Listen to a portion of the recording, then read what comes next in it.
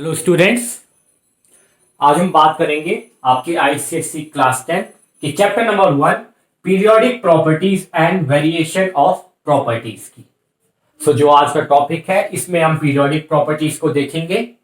कुछ periodic properties जो आपके बुक में मेंशन्ड है, जैसे कि atomic size, ionisation potential, electron affinity, electronegativity, metallic and non metallic characters, इन सारी पीरियोडिक प्रॉपर्टीज को हम देखेंगे।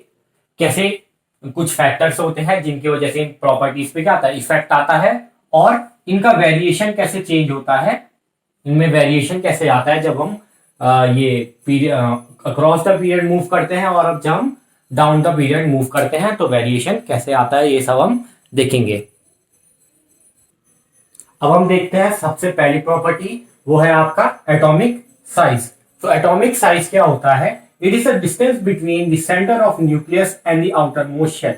Outermost shell जो आपका सेंटर ऑफ न्यूक्लियस है वहां से और आउटरमोस्ट शेल तक की जो डिस्टेंस है वो क्या है आपका एटॉमिक साइज है। वो किसको बताती है? एटॉमिक साइज को बताती है। अच्छा, इस एग्जांपल से देखते हैं।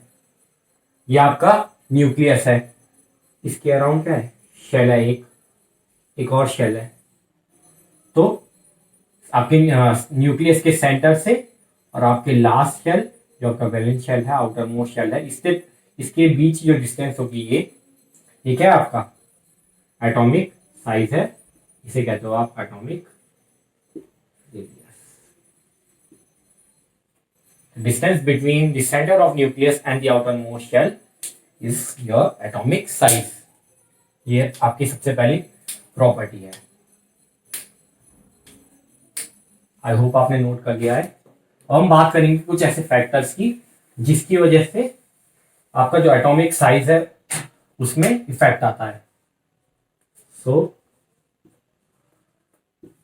जो आपका सबसे पहला फैक्टर है वो है आपका नंबर ऑफ शेल्स।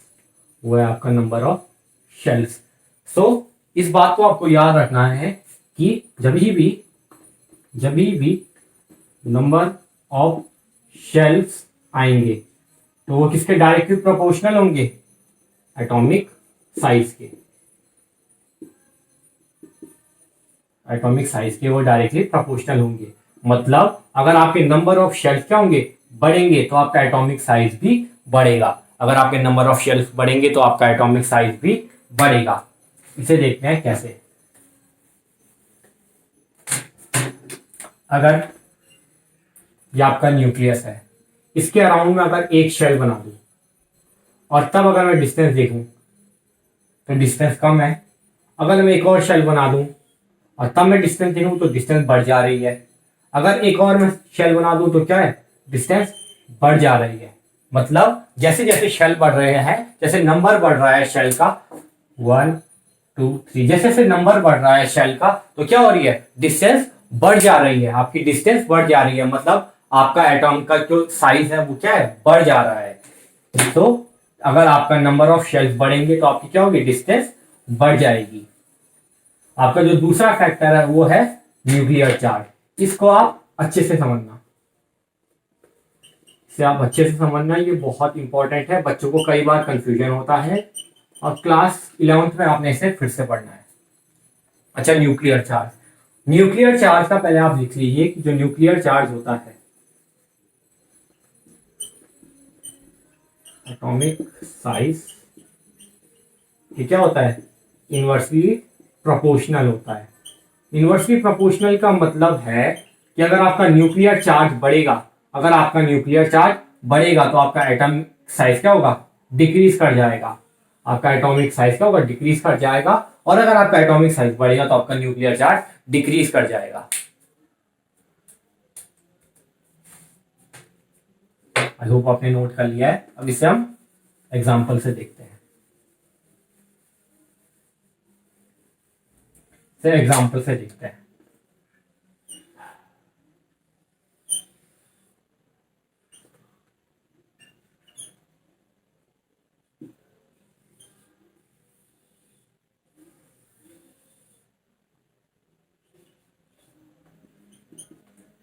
अब न्यूक्लियर चार्ज में होता क्या है? जो न्यूक्लियर चार्ज है वो किसका चार्ज है? न्यूक्लियस का। अच्छा, न्यूक्लियस पे कौन सा चार्ज होता है? Positive charge. न्यूक्लियस पे कौन सा चार्ज होता है? Positive charge. और जो आपका आउटर मोस्ट शेल है या बाकी आपके कोई भी शेल है तो उसमें कौन सा चार्ज है? इलेक्ट्रॉन है तो नेगेटिव चार्ज है। ठीक है, यहां आउटर मोस्ट शेल या कोई सा भी शेल है उसमें क्या है? आपका इलेक्ट्रॉन है। इलेक्ट्रॉन पे कौन सा चार्ज है? Negative charge.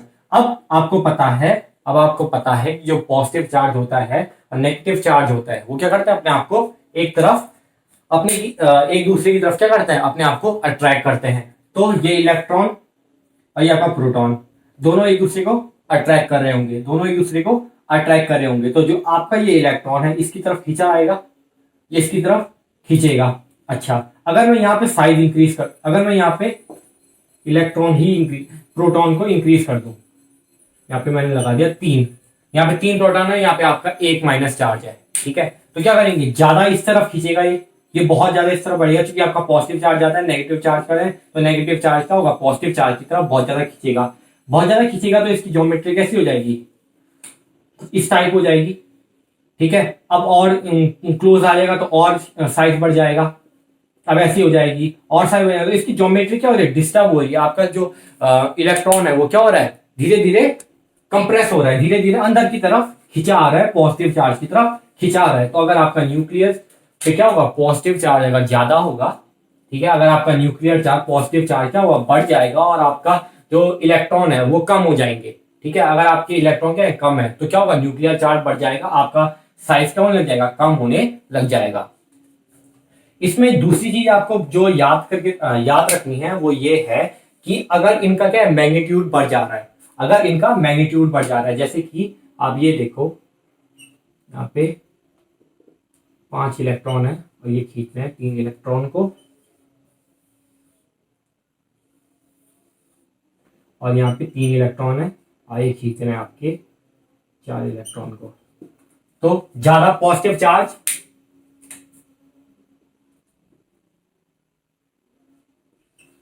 ज्यादा पॉजिटिव चार्ज किस तरफ है?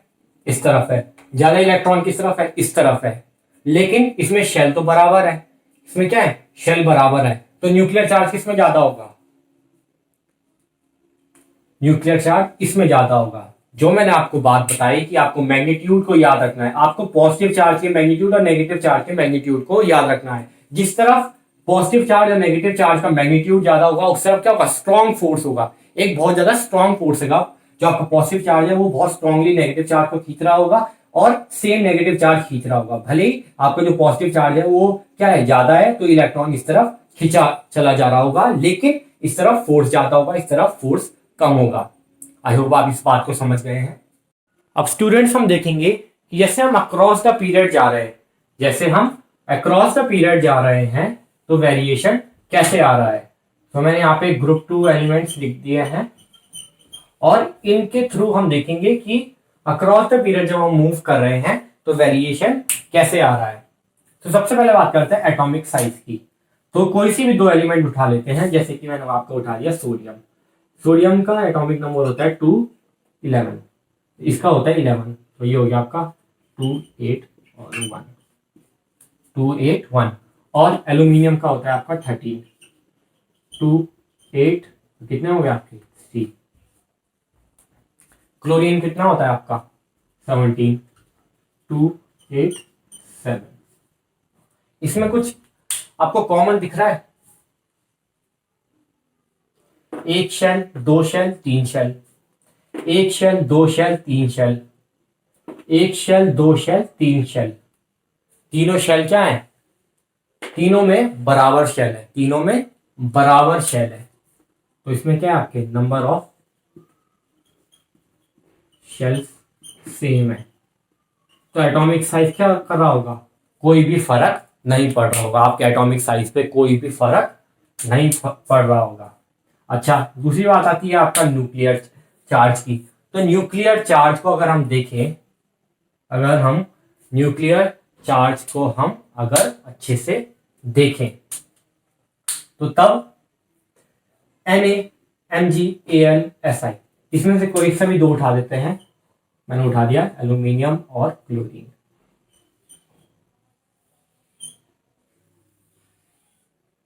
इसमें आपके बाहर कितने इलेक्ट्रॉन है? 3 इलेक्ट्रॉन है। पॉजिटिव चार्ज कितना है? 13 का। इसमें पॉजिटिव चार्ज कितने का है? 17 का। बाहर कितने इलेक्ट्रॉन है? अरे यार 7 इलेक्ट्रॉन है। ठीक है, 1 2 3 4 5 6 और एक और बना देते हैं 7। बाहर 7 इलेक्ट्रॉन है, यहाँ पे बाहर कितने इलेक्ट्रॉन है? 3 इलेक्ट्रॉन है। इलेक्ट्रॉन किस तरफ ज्यादा बढ़ गए? इस तरफ बढ़ गए।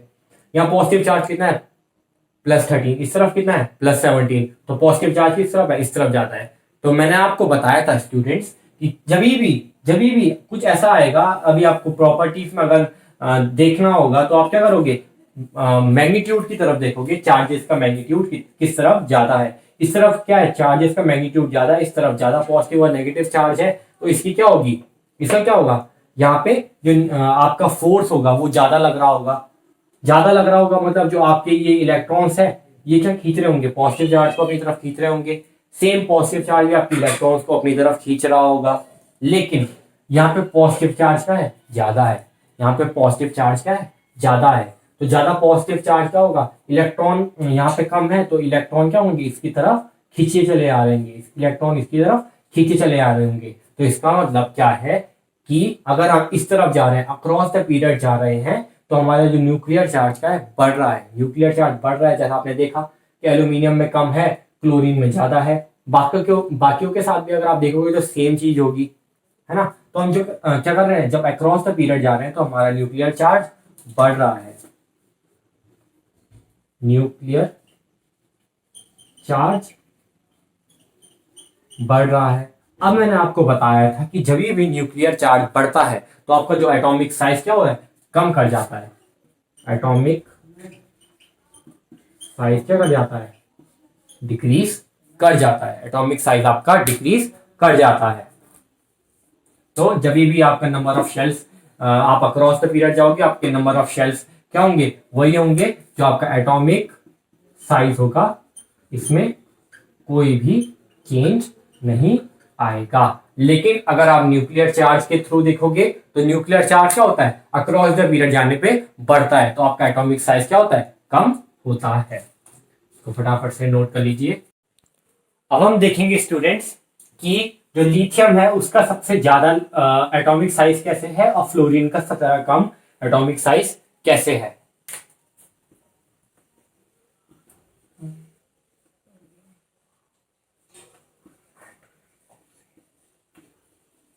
नियॉन। अब हम देखेंगे कि इनका साइज ज्यादा कैसे है। अब जैसा मैंने आपको बताया था कि जब हम क्या करते हैं, अक्रॉस द पीरियड मूव करते हैं, तो एटॉमिक साइज क्या होता है? अक्रॉस द पीरियड,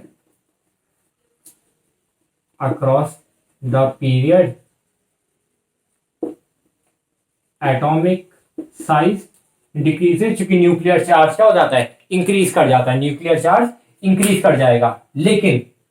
लेकिन जो आपका फ्लोरीन होता है, इसका जो साइज होता है, या कोई भी नोबल गैस होती है, इनका साइज क्या होता है? हेलोजन से उनसे पहले जो एक पहले एलिमेंट आएगा इनसे ज्यादा होता है। अब होना क्या चाहिए था कि जैसे हम अक्रॉस द पीरियड जा रहे हैं तो आपका जो नियॉन है या कोई भी अगर दूसरी गैस है तो इनका क्या होना चाहिए था? कोई भी दूसरी भी नोबल गैस है, इनका एटॉमिक साइज क्या होना चाहिए था? कम होना चाहिए था। लेकिन इसमें क्या हो रहा है? एटॉमिक साइज बढ़ जा रहा है। एटॉमिक साइज जो आपका है वो क्या है? बढ़ जा रहा है। तो ये कैसे हो रहा है ये मैं आपको बताता हूं। जो आपकी नोबल गैस है, जैसे कि आपकी नियॉन है, अभी मैंने ग्रुप 1 लिया था इसलिए मैंने नियॉन लिया। अगर आपका कोई दूसरा भी ग्रुप आएगा तो आप आराम से आइडेंटिफाई कर पाओगे। नोबल गैस अगर उसमें आपको दिखेगी तो यही केस होगा उसमें। नोबल गैस में होता क्या है? जो आपका रिपल्सिव फोर्स होता है, रिपल्सिव फोर्स मतलब इलेक्ट्रॉन का फोर्स, ठीक है। इलेक्ट्रॉन दूसरे इलेक्ट्रॉन पे जो फोर्स लगा रहा है वो ज्यादा होता है किससे? अट्रैक्टिव फोर्स से।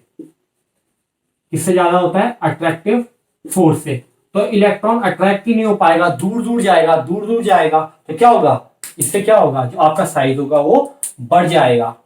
रिपल्सिव फोर्स ज्यादा होने का की वजह यह है क्योंकि जो आपका नियॉन है या कोई भी नोबल गैस है वो क्या होती है? कंप्लीटली फिल्ड होती है। कंप्लीटली फिल्ड होती है, स्टेबल होती है। इसमें क्या होता है? रिपल्सिव फोर्स ज्यादा होता है अट्रैक्टिव फोर्स से, जिस वजह से क्या होता है? जिस वजह से क्या होता है? आपका एटम का जो साइज होता है वो कम नहीं होता है बल्कि बढ़ जाता है। अब हम बात करेंगे कि जब हम डाउन द ग्रुप जा रहे हैं तो वेरिएशन कैसे आ रहा है। अब बात आती है आपके आयनाइजेशन पोटेंशियल की। तो आयनाइजेशन पोटेंशियल क्या है? The minimum amount of energy required to remove a loosely bounded electron from the outermost shell of an isolated gaseous atom. किसी भी एक एटम के आउटर मोस्ट शेल से किसी भी एक इलेक्ट्रॉन को बाहर निकालने के लिए आपको उसको कितनी एनर्जी सप्लाई करनी है, वही क्या है? आपका आयनाइजेशन पोटेंशियल है। किसी भी एक इलेक्ट्रॉन के, ये आपका इलेक्ट्रॉन है, ठीक है, ये क्या है? आपके आउटर मोस्ट शेल पे है। इस इलेक्ट्रॉन को बाहर निकालने के लिए मैं क्या करूंगा?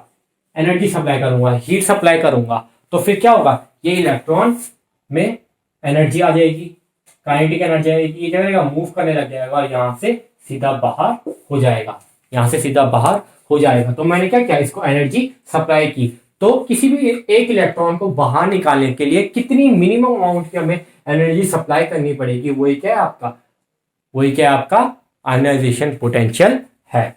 इसकी यूनिट होती है इलेक्ट्रॉन वोल्ट। इसको ऐसे लिखते हैं, इलेक्ट्रॉन वोल्ट। वी का ई छोटा है और वी आपका बड़ा है, इलेक्ट्रॉन वोल्ट इसकी यूनिट है। अब सेम इसमें भी हम वैसे ही फैक्टर के बारे में बात करेंगे।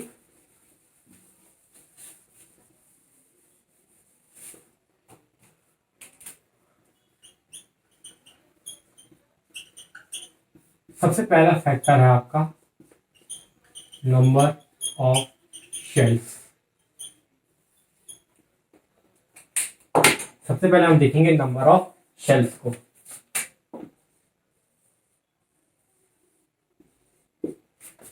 नंबर ऑफ शेल्स को अब होगा क्या कि आपका इलेक्ट्रॉन यहां पे है, ये आपका न्यूक्लियस है।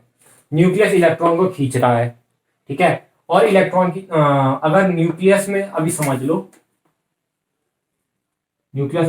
लो कि एक प्रोटॉन है, बाहर आपका एक इलेक्ट्रॉन है, बराबर बराबर आपका चल रहा है।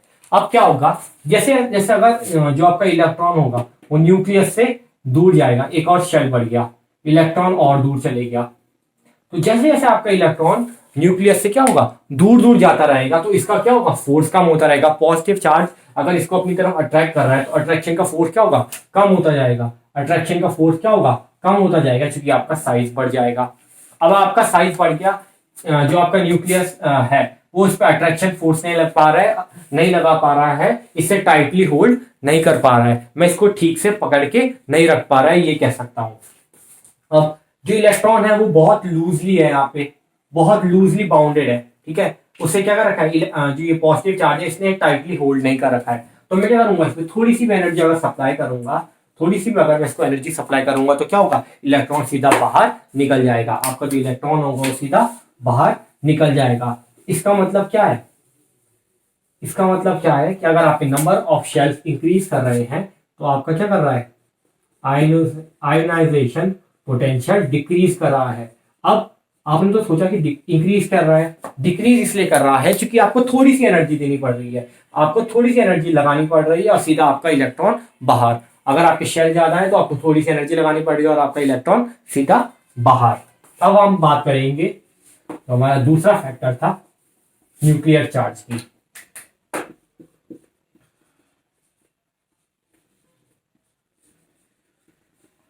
न्यूक्लियर चार्ज क्या है कि न्यूक्लियस क्या करता है? इलेक्ट्रॉन को होल्ड करके रखता है। इलेक्ट्रॉन को क्या करता है? आपका होल्ड करके रखता है। अब अगर आप सोचिए, ये आपका है और यहां पे ये, अगर न्यूक्लियस ने इलेक्ट्रॉन को बहुत टाइटली होल्ड कर रखा है, अगर आप किसी चीज को बहुत टाइटली पकड़ के रखते हो तो कोई आदमी उस चीज को आपसे ले जा सकता है? नहीं ले जा सकता है, ठीक है। उसे लेने का बहुत ज्यादा ताकत लगानी पड़ेगी अगर आपसे किसी चीज को ले जाना है, अगर आपने उसे टाइटली पकड़ रखा है। तो यहाँ पे भी आप समझ लो कि जो आपका न्यूक्लियस है इसने क्या कर रखा है? इलेक्ट्रॉन को बहुत टाइटली पकड़ कर, बहुत जोर से पकड़ के रखा है। अब इस पे एनर्जी दिए जा रहे हो तो फिर क्या होगा? एक टाइम बाद आपकी जो एनर्जी होगी वो इस फोर्स को क्या करेगी? ओवरकम कर देगी, ठीक है। इस फोर्स को कम कर देगी, आपकी एनर्जी बहुत ज्यादा हो जाएगी, तब आपका एक इलेक्ट्रॉन बाहर निकल जाएगा, ठीक है। तो जब आपका पहला इलेक्ट्रॉन बाहर निकलेगा, जब आपका पहला एक इलेक्ट्रॉन बाहर निकलेगा और ए था, ठीक है, ए से एक इलेक्ट्रॉन निकल गया, पॉजिटिव चार्ज ऊपर पे आ गया, ठीक है। तो आपका जब एक इलेक्ट्रॉन बाहर निकला तब क्या थी आपकी फर्स्ट आईपी थी, क्या थी आपकी फर्स्ट आईपी थी। फिर आपने इस पे और एनर्जी लगाई, आपने बोला कि यार मैं तो 2 इलेक्ट्रॉन निकाल के लाऊंगा, आपने और एनर्जी लगाई और एनर्जी लगाई, तो तब क्या करेगा, ये इलेक्ट्रॉन को लूज नहीं करेगा, क्योंकि इसकी न्यूक्लियर चार्ज क्या और ज्यादा बढ़ जाएगा। अब एक ही इलेक्ट्रॉन है, यहाँ पे 2 प्रोटॉन है, टाइटली होल्ड करके रखेंगे, ठीक है। आपने और एनर्जी लगाई और एनर्जी लगाई, फिर क्या हुआ, आपका दूसरा इलेक्ट्रॉन भी बाहर आ गया। लेकिन जैसा मैंने आपको कहा, आपने एनर्जी लगाई, आपने क्या किया, बहुत ज्यादा एनर्जी को लगाया, आपने बहुत ज्यादा एनर्जी को लगाया, तो मतलब आपका न्यूक्लियर चार्ज जैसे जैसे बढ़ रहा है, क्योंकि आपका न्यूक्लियर चार्ज बढ़ रहा है, इसलिए आपको क्या लग रही है, एनर्जी ज्यादा लगानी पड़ रही है। आपका न्यूक्लियर चार्ज बढ़ रहा है तो आपको एनर्जी क्या करनी पड़ रही है, ज्यादा लगानी पड़ रही है। आपका आयनाइजेशन पोटेंशियल बढ़ जा रहा है, आपका आयनाइजेशन पोटेंशियल क्या कर रहा है, बढ़ जा रहा है। अब हम देखेंगे variation across the period and down the group.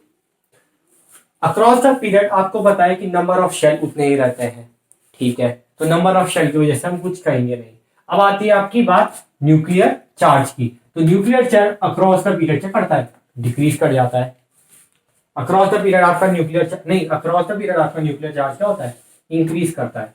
Across the period आपका न्यूक्लियर चार्ज क्या करता है, इंक्रीज करता है। तो अक्रॉस द पीरियड आपका न्यूक्लियर चार्ज क्या कर रहा है, इंक्रीज कर रहा है। ये आपने एग्जांपल देखे थे, इसमें क्या हो रहा था, न्यूक्लियर चार्ज कर रहा था, अक्रॉस द पीरियड इंक्रीज कर रहा था, तो क्या होगा, आपका आयनाइजेशन पोटेंशियल ज्यादा होगा, आपको ज्यादा एनर्जी लगानी पड़ेगी इलेक्ट्रॉन को बाहर फेंकने में, बाहर निकालने में। अच्छा, अब हम बात करेंगे कि जब हम डाउन द ग्रुप जाते हैं तब क्या होता है, डाउन द ग्रुप साइज बढ़ेगा, डाउन द ग्रुप क्या होगा, साइज बढ़ेगा, आपका साइज बढ़ रहा है, मतलब आपकी क्या होगी, आईपी बढ़ रही है, आईपी कम हो रही है।